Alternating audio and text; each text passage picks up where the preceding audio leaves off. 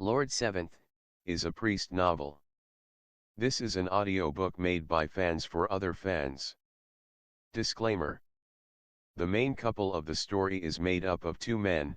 If you don't like it, don't listen. Thank you. Remember, subscribe and click the bell to stay updated on all the new releases. Enjoy. Chapter 39. Overflowing with hesitation. Wuxia was not an especially chatty person. Most of the time, someone else would be doing the talking, and he the listening. Regardless of whether he was absorbing what he heard or not, the majority of his responses were brief questions, or nods and shakes of the head. After getting to know him for a long time, though, Jing found out that his expressions from when he was actually listening versus casually skimping were unalike. During others' nonsense talk, Wuxia's eyes would generally be looking downwards, half-hooded and motionless, making it hard for him to time his nods with precision. When he was seriously listening, though, his eyes were fixed directly onto the other party, as if he never wanted to blink. Every time he was looked at with eyes like that, he couldn't resist talking a bit more. When one constantly faced some complicated people and complicated emotions, then witnessed simple, unadulterated things, they were particularly prone to soft-heartedness. That was why Jing always had unusual patience towards young children and small animals. What a shame that, despite reincarnating so many times, he had never had his own heirs. At times, he would abruptly want a son just like Wuxia, who would open his big, black eyes to soundlessly urge him to keep going whenever he was talking. During any situation, his mind couldn't get sidetracked, he would clearly identify matters of right and wrong for himself, and he would never wantonly waver. I'll allow your wind to blast and rain to beat, but I'll be a motionless peak. Having none of those, Jing believed that the type of person Wuxia was ought to be the luckiest. As he lived, even if he would sometimes get tired, he would not ever be exhausted. Because he was forever persevering with a few things that were very clear-cut, he would not be at a loss, nor regretful, nor overcautious to the point that he would hesitate and not put his foot forward. In spite of the admiration, something that was innate nature couldn't eventually be learned. Jing collected amusing events of the whole journey as he chatted with him, with Jixiang, Ashenli, Nuoher, Liang Juxiao, and the rest of them following behind. Who is that? Liang Juxiao asked Jixiang quietly. He doesn't look like someone of our great Cheng. That's the Nanjiang Shaminet, who lives next to our estate and visits often.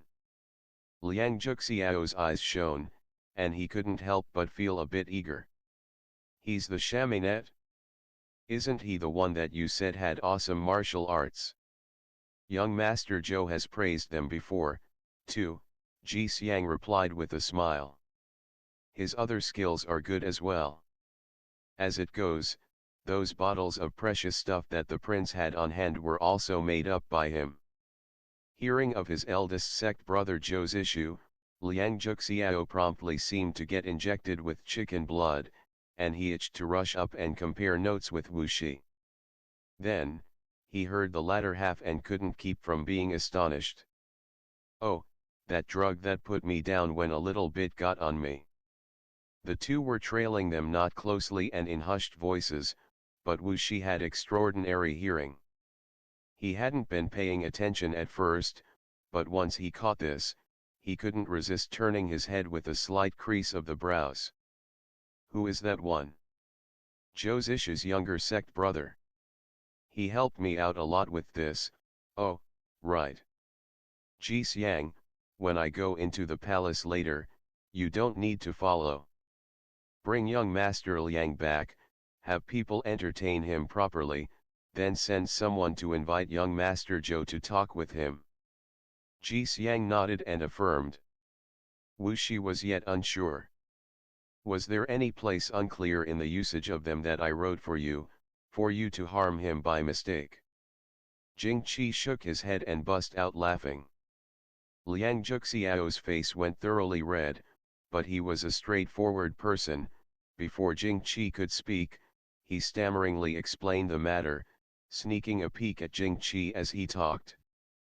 Seeing that the other was only taking it as a joke without the slightest trace of moodiness, he therefore said out loud, "Regardless, the prince is a great benefactor to the people of the Guangs, as well as me. I had transgressed you, yet you didn't get mad, as you are a truly good man. If there is an errand I can be sent on later, then I, Liang Juxiao, will not decline it, even if my head falls to the ground and my blood shoots to the sky."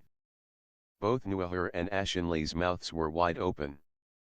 They looked at this big talking brother, then at Wuxia, having a bit of reverence in their hearts. He dared to admit that he tried to assassinate the shamanette's future wife, to his face. Truly, phenomenally courageous. You not causing trouble for me is fine by itself. You're lacking in successes and have an abundance of failures, so how could I dare to trouble you, O great one? Jing Qi cheerfully scolded. Wuxia narrowed his eyes at Liang Juxiao expressionlessly, though. If the look in his eyes that he just had while listening to Jing Qi could be described as being akin to a glut-toned little sable, this one would instead be of a hissing viper's. Liang Juxiao suddenly felt a bit cold, thinking that Nanjiang was a place where barbarians stayed, indeed. Even this guy was so eerie, one look of his made him feel discomfited all over for a very long time. Wuxia latched onto Jing Qi. Did he harm you? Before Jing Qi could speak, again, Liang Juxiao cried out automatically. How could I? Had I harmed the prince, wouldn't I had to have made up for it with my death? Upon peeking at Wuxia's face, Jing Qi knew that he was a bit angry.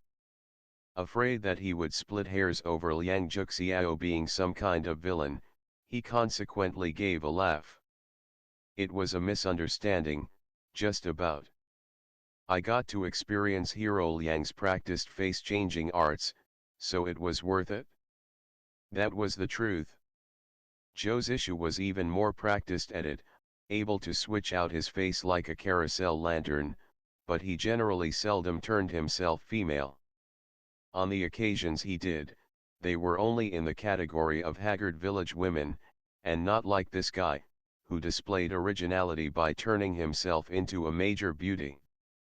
As was known, although face-changing sounded divine when spoken of, it ultimately wasn't without flaws, and for that reason, experts usually avoided making themselves up too extravagantly so they wouldn't look unnatural. If it weren't for that beauty being too tall and robust, I likely wouldn't have been able to tell anything was amiss, Jing Qi teased. Things would have been fine if he hadn't said that. Wuxia wasn't an unreasonable person, since the misunderstanding was unmasked and the other wasn't truly injured, but once he heard those words, he swiftly felt that looking at this stupidly smiling guy was displeasing to the eye. He had disguised himself as a woman, then went by himself late at night to that man's bedroom. Good. Very good.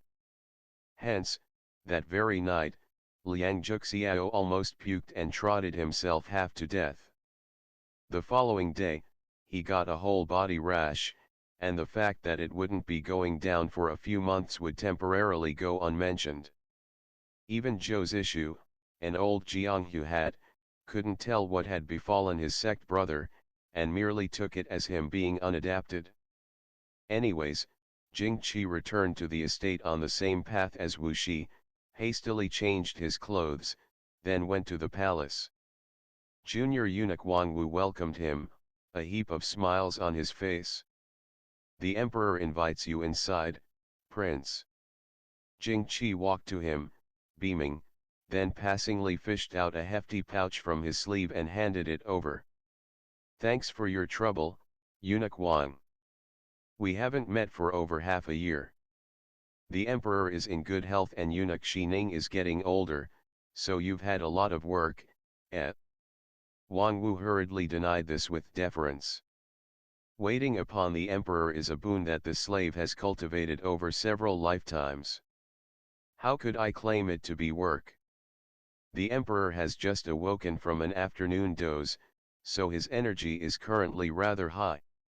He was just reminiscing about you, prince, and then you return. Isn't that a coincidence? Jing Qi exchanged pleasantries with him. As he followed him towards the inside, he heard him speak into his ear in an extremely quiet voice. The home remedy that you asked the chaminette for last time was truly effective, prince. This slave's old mother took 2 doses, and her legs have gotten a bit stronger. I thank you for your great kindness and virtue, prince. He swallowed down the latter part. The palace was an important place with ears all around, and some words could be understood implicitly. Despite Wang Wu's body being incomplete, he was a most rare filial son. His mother's legs were bad, and she took a fall last spring that left them completely paralyzed while Wang Wu had still been on duty in the palace, enduring being right under the emperor's nose. Unable to manage both sides, he got overly anxious, and poured out scalding tea due to negligence, thus getting berated by Helian Pei. Jing Qi just so happened to be on scene, so he asked after it in private, then sought out Wuxia to seek a remedy for him, which actually worked. Jing Qi smiled. It was no more effort than the lift of a hand, he said lightly. Slight effort exchanged for someone's lifetime of deep gratitude. What wasn't to love? The wind and waves of the world were easy to dodge, but there were too many hidden ravines to capsize ships. What made things easier for someone else also made it easier for oneself. Wang Wu sighed. The emperor has been excited these days. The Second Highness has acquired many strange creatures from somewhere, and this slave has never seen them before. This act of filial piety has coaxed the emperor into quite some joy. Jing Qi's peach blossom eyes narrowed slightly, but he didn't stop in his tracks, merely nodding. Wang Wu was pointedly warning him that Helian Qi was moving about a lot at the emperor's side recently. Evidently, he had dropped a lot of medicine in his eyes, too. Helian Pei was very affectionate when he saw him, calling him to his side, then saying he was tall, then saying he was thin, continually moaning and groaning about stuff once through. Conversely, he only carelessly listened to his explanation of the Guang event before towing him into some gossip, sighing ruefully during. Had we known you would be gone for most of a year like this, we wouldn't have made you go to that place of simultaneous gusts and snowfall. Child, we know without being told that those things were all done by Kui Yingshu and his band of rough-skinned folk. You rushed in to get up close to whatever excitement there was. Jing Qi touched his nose and merely smiled. You are one of innate wealth. In light of what we've said, we don't request that you do any sort of wondrous feat. Just like with Mingj, being safe and sound your whole life is good. There's only one thing you mustn't follow, his nature of not being able to let things go, Helian Pei educated him. His heart jolted. Carefully, he raised his head to look at the man, only to see a gentle smile on his face without any particular expression. He then knew that Helian Qi must have done a lot of talking in circles to stab him with hidden knives in this segment of time. Mind in a flurry, he put a wronged look on his face, lifted up his sleeve, and came close before Helian Pei in that friendly sort of way, resembling what he had done as a child. Speaking of that, take a look, Your Majesty. Helian Pei looked and saw a scab on his fair arm, dark and outstandingly large. Oh, how did that happen? It's a burn. Which slave has forfeited their life to have dared burn your arm so? Helian Pei asked worriedly. Have you sought out an imperial physician yet? Jing Qi waved his hand and put his sleeve down. I got a local doctor to take a look at it. It's fine, he said that it wouldn't leave a scar, and it's even close to healed. This subject hadn't wanted to add to your burden, but when you said such a thing just now, I couldn't hold back this bit of grievance that I've had in my heart the whole journey. This burn was from me myself. Everyone said that the Guangs were a warm place, but, unexpectedly, it became cold once a heavy snowfall came down. This subject unwisely held a portable heater all through the day, and the instant I wasn't being careful, I burned myself. Oi, look at you. The man reached out and poked him on the forehead. How old are you? You weren't going to tell? Ah, you kids. We watched you all grow up, and the one day you're not in our sight, you have to add a drop of variety. Right. Jing-Chi replied, aggrieved. This subject regretted at the time that I wasn't staying at a good place in the capital, having instead run off to such a distant region. I was just thinking at the time that everyone had already gone out there, and if my business wasn't settled, I wouldn't have any face at all to meet my fellow countrymen with, so I forced myself to do it. You still have no face to meet them. Which opera are you singing? Helian Pei asked him in jest. Jing-Chi's mouth curled. Over there, one moment I'd be thinking that I needed to argue on behalf of royal uncle and father prince, and then another moment I'd be thinking that, later on, I would never listen to someone else conning, meddling, and making trouble again. It sounded easy, but the doing was really awful. Next time, I'll get beaten to death and still not go. Helian Pei was taken aback, as though he was only just now remembering that Jing-Chi's departure to the Guangs was by Helian Chi's urging.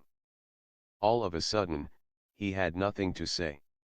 Jing-Chi yet appeared to be ignorant of this, continuing to recount some interesting news from the Guangs, after which he took his leave.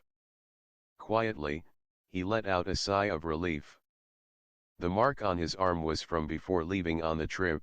He suddenly had a thought, so, in order to protect against the unexpected, he had Liang Juxiao personally use face change stuff to make something for him where the fake could be passed off as the real, and others wouldn't be able to easily tell so.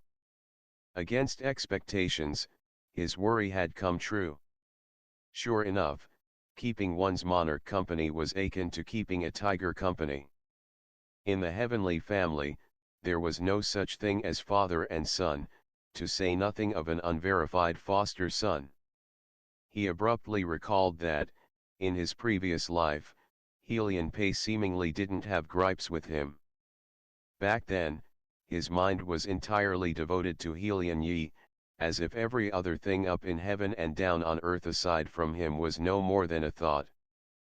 Perhaps it was exactly because of that that Helian Pei was unusually at ease.